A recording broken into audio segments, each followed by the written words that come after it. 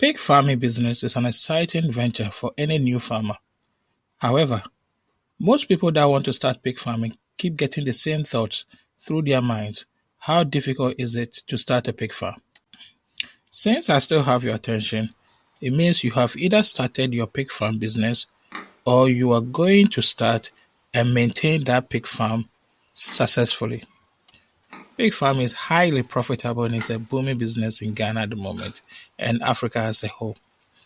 As a new farmer, you have probably told a few friends and families about your business ideas, and probably the response you got was not exactly what you wanted to hear.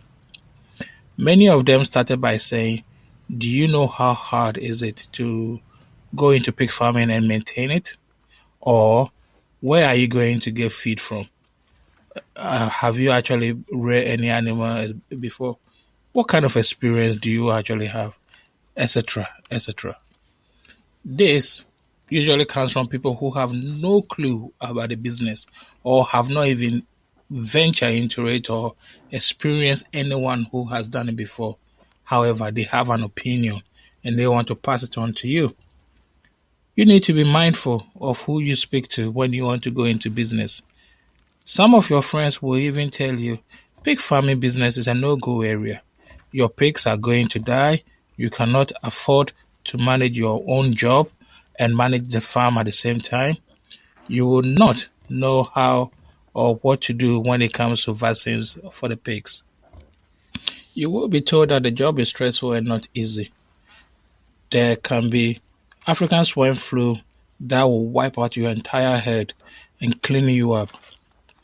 Now, remember this, the ball is now in your court. So the question I'll ask you is, should you start? Is it hard or easy? Can you cope with managing your current job and start a piggery? In case you don't know, my name is Eric Adams, a young farmer from Ghana. Welcome to Adams Farm Foods. We are going to discuss the reasons why you should start a piggery business the right way and be successful. On this channel, I will share some of my mistakes and success with you, with the hope that it will inspire you to start your own piggery business. I also hope that you can use this comment section below on this page to share your own experience. If you intend to start your own farming business, share that with us and how you plan to succeed. If you've already started as well, please do share your experiences. We all want to learn. We all want to be better farmers. Remember, we are a small community and we are here to learn from each other. No one is perfect. Few years ago, I was talking to a friend of mine who happens to own a poultry farm. The conversation came out from nowhere and managed to get me hooked. By the way, I have made a video about how I started farming. Please go and watch that video once you have finished watching this one. I'm very sure that video will inspire and encourage you to start your own farming venture. I was interested and wanted to know more about poultry farming. He tried but could not give me all the information I wanted.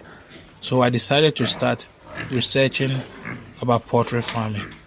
Somehow, during that research, I came across a pig farming and became intrigued. The more I researched into piggery, the more excited I got. It was not long before I bought myself a land, 4 acres land in Ghana, and started putting structures on it. Let me ask you this. Has anyone ever told you, don't start a piggery business because it is scary and difficult? Comment below. I want to hear your experiences.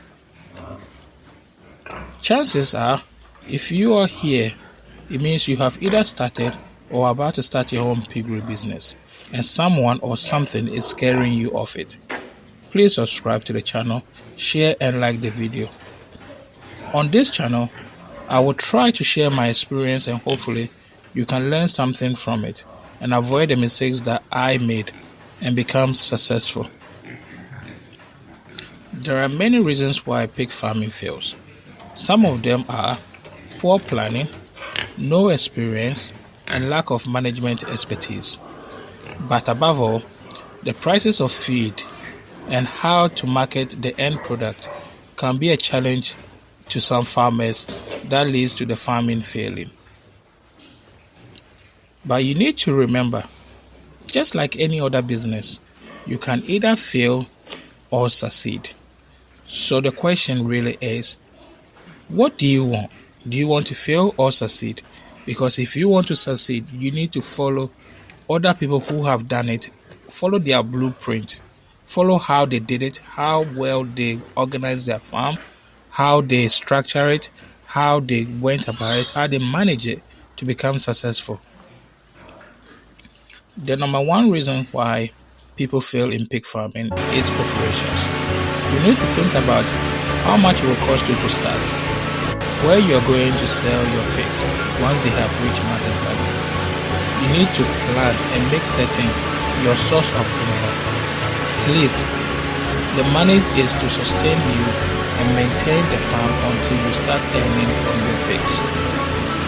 The second reason why people fail is availability. Many farmers start and place the farm in other people's hands without visiting the farm. As a farmer, you need to be there. Even if you're not there, you need to have somebody you can trust, somebody you believe in, to be visiting and watching. Don't trust anyone because you think they know best. You need to have a watchful eye. Whatever they tell you, you need to verify. If they sell you something, you need to make sure what they're selling you is right. If somebody is telling you, I did this, I did that, that's them selling you something. Verify that and confirm and make sure that whatever they are telling you is accurate. Why would you work so hard or even borrow money to start a piggery and then give it to somebody else to look after it without you visiting the farm yourself? A phone call here and there is never enough. You need to visit your own farm. If you cannot make it, get somebody you trust to visit the farm, preferably unannounced. There is a system that I am fond of. Send a mysterious shopper or a visitor to your farm to buy your pigs when they've reached market value and see if the money is turned over to you. If the money is turned over to you regularly, then you know the person you've left in charge is actually doing the right thing. But if they are buying your pigs and the money is not coming to you, then you know you have a problem. The number three reasons why I believe pig farming fails is simply diseases and infection prevention. People do not set up biosecurities on their farms to prevent diseases from coming to the farm. Biosecurity actually refers to measures that is aimed at preventing the introduction and spreading of harmful organisms, for example, viruses or bacteria, to the animals and plants in order to minimize the risk of transmission of the infectious disease. In the agriculture, these measures are aimed at protecting food crops and livestock from pests or invasive species. So with these measures, if you do not put them in place and somebody visits, let's say, a different farm, and then they bring whatever disease that is on that farm to your farm, it may end up wiping away all your livestock. So you need to be very careful of who you invite to your farm, what they are coming to do on your farm, and the measures you have placed in order to stop that infection coming to your farm. Have a proper protocol that clearly states that you cannot visit my farm unless you have done X, Y, and Z. An example is you need to change your shoe, or you need to dip your feet in a foot bath. You need to wear gloves. You need to wear aprons. You need to do something before you can come to my farm. Don't bring your diseases to my farm. The fourth reason why people fail in pig farming is feeding. Feeding alone takes up to 75% of the running cost of a piggery. 75%. Are you feeding the pigs the right food to grow to the right size at the right time, at the right specific period for you to sell them at the right time? Are you going to reduce cost, increasing productivity, and most of all, without letting it affect the growth of the animal? Now, all that I'm trying to say is, are you looking at ways of reducing the cost of feed? For example, do you want to grow your own feed and then mix them? Or do you want to buy raw materials from sources and then come and mix them and then feed them? If you're buying it from sources, you need to be very careful because you don't know what they've done to the feed or how they've grown that feed before you're going to buy it.